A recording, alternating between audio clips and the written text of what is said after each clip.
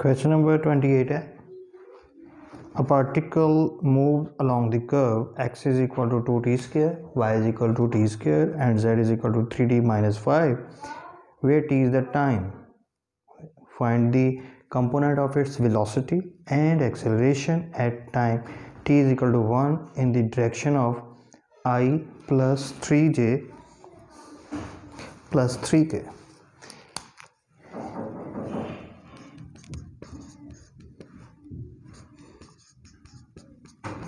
इसे हम u vector का नाम दे लेते हैं, ठीक है जी। तो इसमें सबसे पहले हम जो डिस्कस करेंगे वो वेलोसिटी है और एक्सेलरेशन है। वेलोसिटी और एक्सेलरेशन जो बेसिकली वेक्टर में हम डिस्कस करते हैं कि अगर आर हमारे पास कोई पोजीशन वेक्टर है तो हम इस पोजीशन वेक्टर से वेलोसिटी फाइंड करनी है या एक्सेलरेशन फाइंड करनी है, तो जस्ट इसको हम डिफ्रेंशिएट कर लें। आर चूँकि पोजीशन वेक्टर है, इसको हम डिस्प्लेसमेंट भी बोल सकते हैं दूसरे फिज़िक्स की टर्म में। तो आर को जब हम डिफ्रेंशिएट कर लेते हैं विद रिस्पेक्ट टू टी, तो ये हमारे पास वेलोसिटी आ जाती है। और जब हम इसको अगेन डिफ्रेंशिएट करते हैं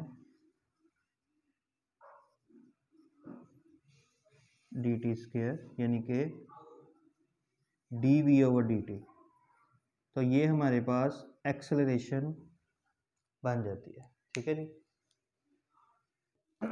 इस क्वेश्चन में हमें उसने x, y और z की वैल्यू दी है। तो जब हम r vector position vector late करते हैं तो उसकी वैल्यू बेसिकली हमारे पास होती है xi प्लस वाई जे प्लस जी के। तो x, y, z की ये जो हमें गिवन वैल्यूज हैं इसमें हम लगा लेंगे। x की वैल्यू है 2t स्क्वायर, y की है t स्क्वायर और z की है 3t माइनस 5। ओके, अब चूंकि हमने वेलोसिटी फाइंड करनी है और एक्सेलरेशन फाइंड करनी है, तो पहले हम इसके डेरिवेटिव करते हैं D R over D T. तो वो आ गया 4t 2t और 3k। ये आ गई हमारे पास वेलोसिटी। और इसको जब अगेन डिफरेंशिएट कर लेंगे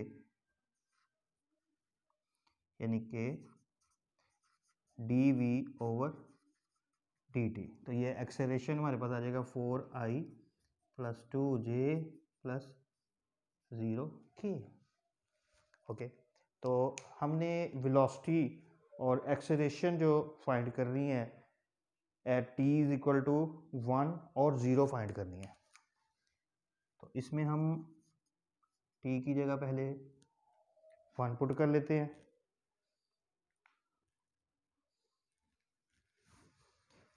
वेलोसिटी में t की जगह जब हम 1 पुट करेंगे तो वेलोसिटी के कंपोनेंट्स आ जाएंगे 4i plus 2j plus 3k। तो ये वेलोसिटी बन गई। और जब हमने एक्सेलरेशन में पुट करेंगे एट इज इक्वल टू 1, तो वो यही रहनी है 4i plus 2j plus 0k।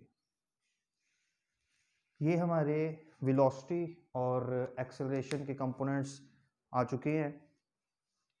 ये है वेलोसिटी और ये एक्सेलरेशन। मगर उसने बोला हुआ है कि आपने वेलोसिटी के कंपोनेंट्स फाइंड करने हैं along the vector u i plus 3j, और एक्सेलरेशन के भी कंपोनेंट्स फाइंड करने हैं अलोंग द वेक्टर u।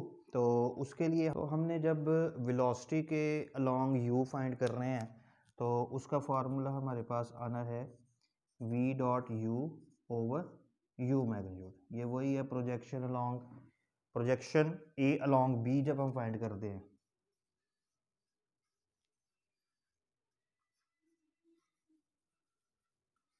तो इसका फार्मूला हम यूज़ करते हैं a dot B over B magnitude, क्योंकि जिसके लॉन्ग प्रोजेक्शन फाइंड करनी है उसकी मैग्नीट्यूड के साथ हमने नीचे डिवाइड करना है। तो जब हमने v को फाइंड करना है अलोंग u, तो v dot u over u magnitude. v की वैल्यू आ गई हमारे पास ये,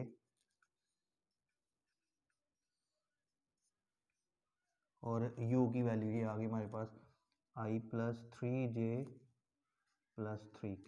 और नीचे इसी u की मैग्नीट्यूड आनी, तो 1 + 9 + 9, तो ऊपर डॉट प्रोडक्ट कर देंगे दोनों का हम,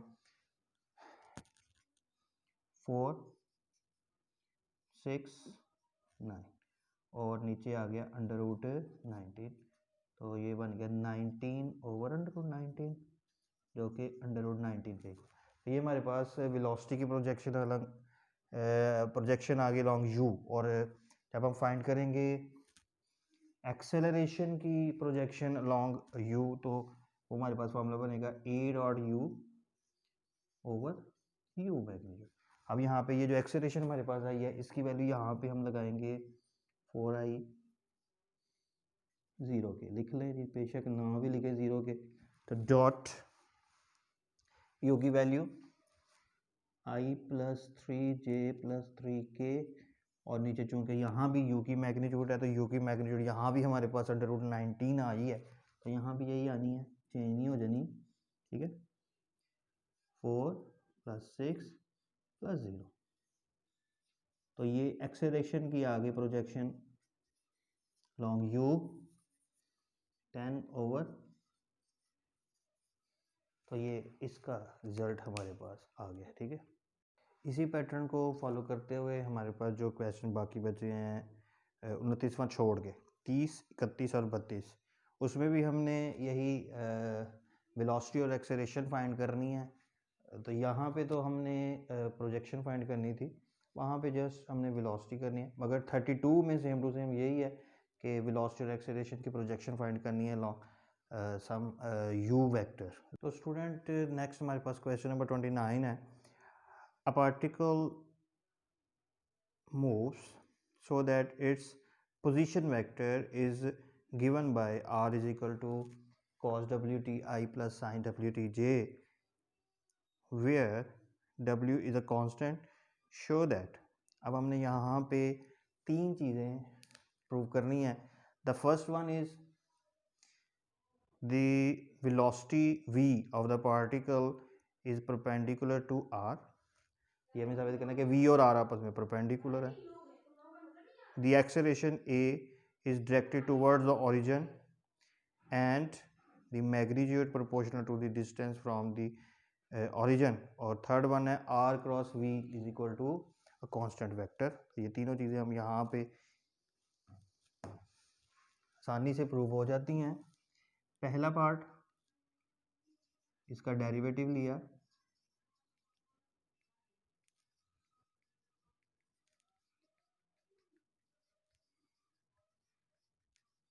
तो ये हमारे पास वेलोसिटी आ गई।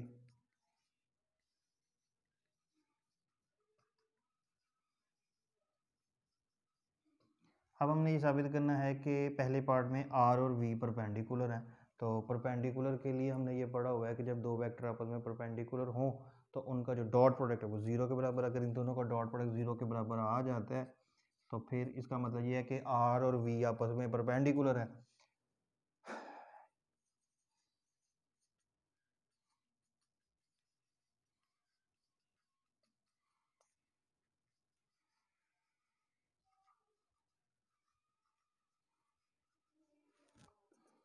ये आ गया -w cos wt sin wt, dot product किया,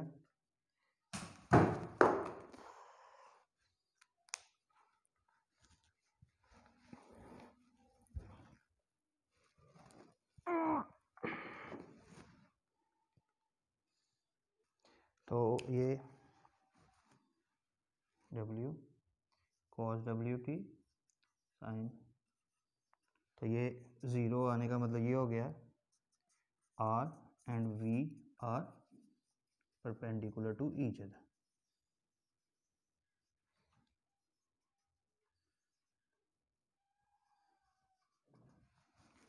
ओके,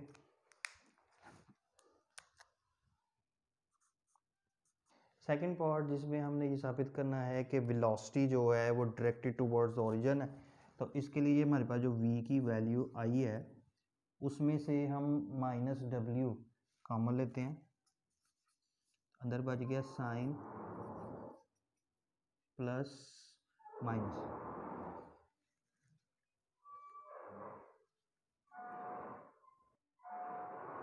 एक्सेलरेशन, और अब हम यहाँ पे वेलोसिटी का डेरिवेटिव करेंगे तो हमारे पास एक्सेलरेशन आ जाएगी,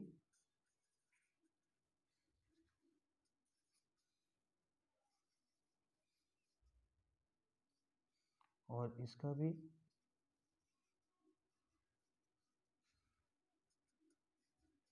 बच गया cos WTI, ओके। तो ये हमारे पास एक्सेलरेशन की जो वैल्यू आई है आर।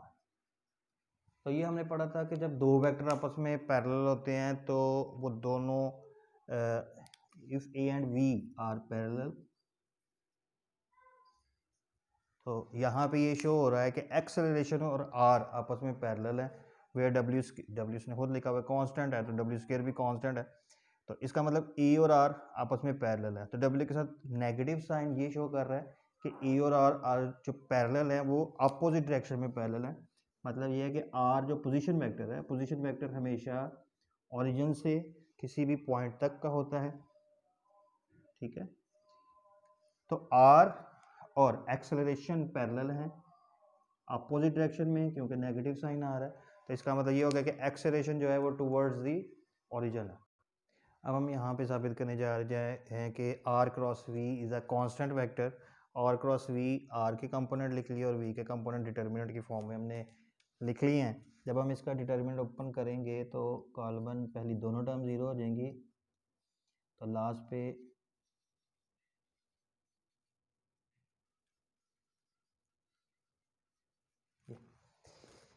तो इसमें से जब हम W कॉमन लेंगे तो देखें कि W इंटू 1 बचेगा। तो उसने जो बुक में लिखा हुआ है कि R cross V is equal to A, that is a constant vector, तो ये हमारे पास एक कांस्टेंट वेक्टर आया है क्योंकि W हमारे पास